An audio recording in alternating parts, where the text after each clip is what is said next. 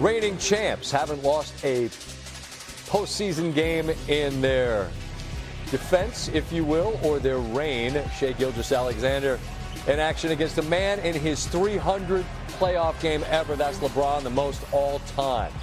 James here, looking for a whistle, didn't get one. Austin Reaves here, loses control, that goes the other way. SGA, easy two, and Redick, he is pleading his case. Invited to be more constructive with your feedback, please. Gets a technical. Reaves here with the scoop. And the Lakers within 3 after the made free throw here. James on an alley-oop. And L.A. leading OKC at half for the first time in over a year, which is the last time the Lakers beat Oklahoma City. Second half, Shai called for an offensive foul. That's his 4th. Jared McCain, this was a big story in this game. He shot the lights out, buries the 3, and it's a 7-point lead. Then Reaves hits the deck. Chet says, I'll take that. The kick ahead. And Jalen Williams, all 3 of these, and make it 4. OKC was plus 18 with the MVP on the bench. That's just an amazing luxury to have. They lead by 13 heading into the 4th. James buries the 3. It's a 6-point game. Next Thunder possession. Shai with the blow by. And the lead's back to 8. Thunder up 10. Casey Wallace is out there all alone. Catch in rhythm. All 3 of these. And it's a timeout for the Lakers. This one's slipping away. Shai buries that 3. Had 22.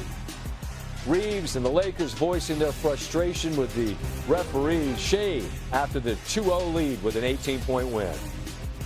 That's supposed to give them runs, ups and downs. It's not always going to go your way, and I know that. I don't expect it to go my way all the time. All I can do is play through it, play with effort, try to do the right things out there on the court, and hopefully it leads to W's.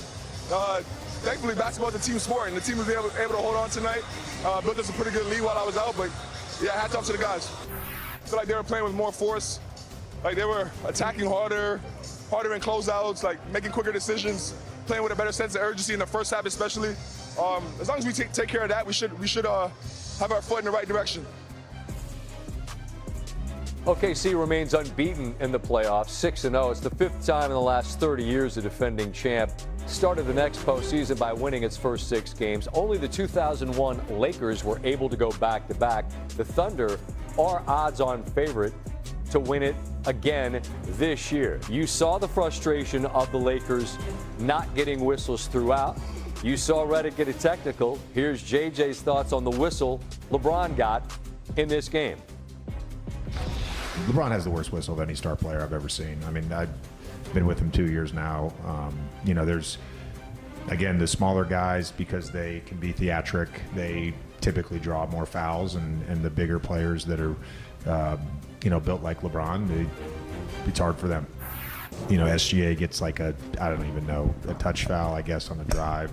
There was a stretch where 4 straight possessions, our guys got absolutely clobbered trying to make an entry pass to Jackson, and Jalen Williams is grabbing his jersey with both arms. That's a turn. They're hard enough to play. They're hard enough to play. You've got to be able to just call it if they foul, and they do foul. We've had opportunities. I think offensively we've had some really good looks. Some of them haven't went down to the paint. We've had some turnovers, but I don't think today it wasn't that many where it was like careless turnovers. Someone was being aggressive, and be okay with that. It's the 11th time in James' playoff career that his teams trailed a series 2-0. 3 of the previous 10 series, his team came back to win the 18 East Finals against the Celtics, 2016 NBA Finals against the Warriors, and then back in 2007, the East Finals against the Detroit Pistons. Joined now by Kendrick Perkins. And Perk, OKC's played 6 playoff games. They've won them all. This one feels like one of those Sam Presti blueprints, right? The genius of their roster construction. Shai hasn't exploded for big numbers in either game. Didn't have to, and they win them both comfortably. Who jumped off the screen for you on Thursday night? Well, Scott, look, if you combine the Pacific Ocean with the Atlantic Ocean, you get the Oklahoma City Thunder. That's how deep they are. That's how much depth they got on their bench and guys in their rotation that could get it done on both ends of the floor. And in a night when SGA is not having an MVP caliber night, all of a sudden you look at a guy like A.J.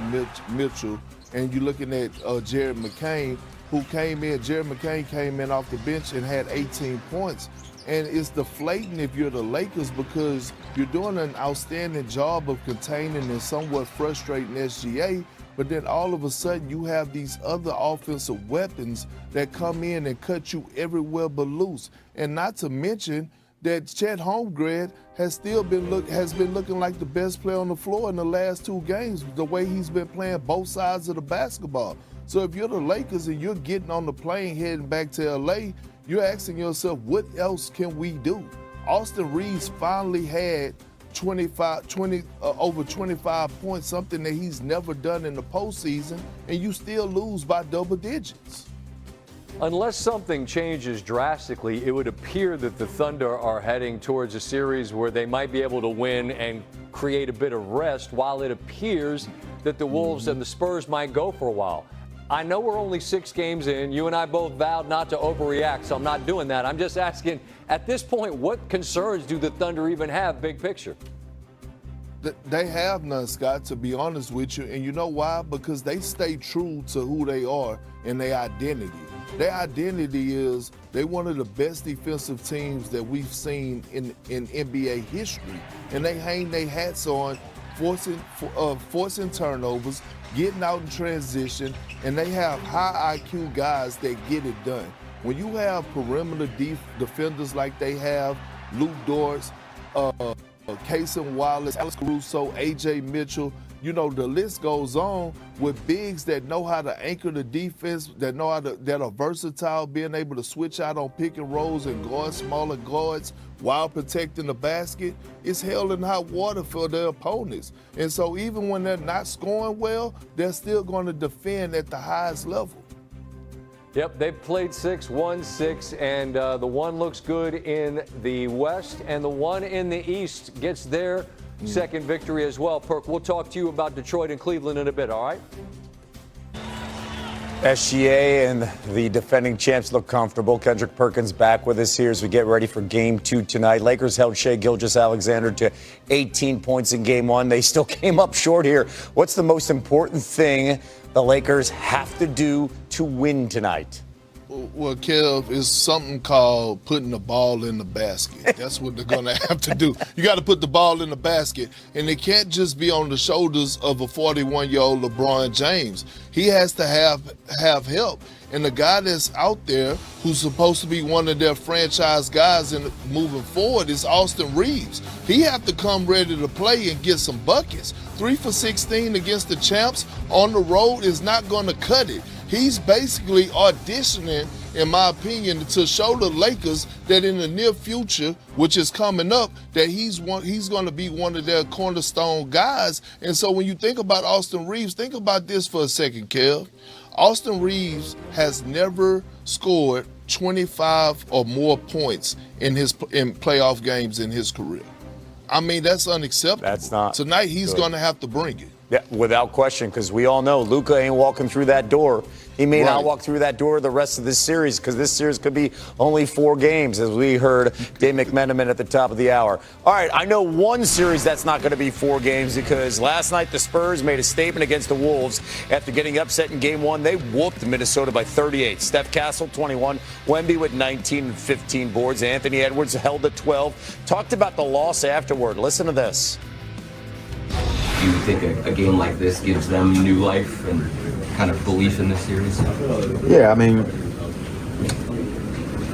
they won by 40. Yeah, I would have a lot of belief. Yeah. They came out, and I feel like, I wouldn't say that we was really too comfortable. They was just a more desperate team. I think that's the term. We can't come out cool, and we came out cool, and what happened? We got blew out. So, I mean, my mama used to tell me a hard head make a soft ass, and that's what happened tonight.